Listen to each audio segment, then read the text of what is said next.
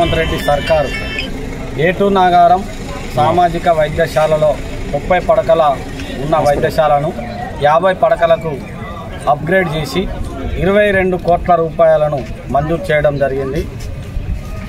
తెలంగాణ కాంగ్రెస్ ప్రభుత్వ ముఖ్యమంత్రి రేవంత్ రెడ్డి గారికి, అదేవిధంగా వైద్య శాఖ మంత్రి దామోదర నరసింహ గారికి, అదేవిధంగా పంచాయతీరాజ్ శాఖ మంత్రివర్యులు సీతక్క గారికి ప్రత్యేక ధన్యవాదాలు, కృతజ్ఞతలు తెలియజేస్తున్నాం.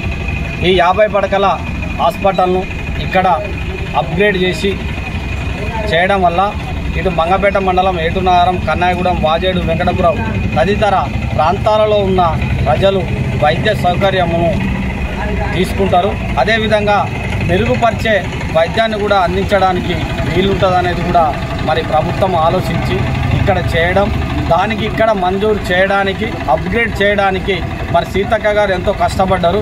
సీతక్క గారికి ఈ ములుగు నియోజకవర్గ ఈ 5 మండలాల ప్రజల తరఫున ప్రత్యేక ధన్యవాదాలు, కృతజ్ఞతలు తెలియజేస్తున్నాం.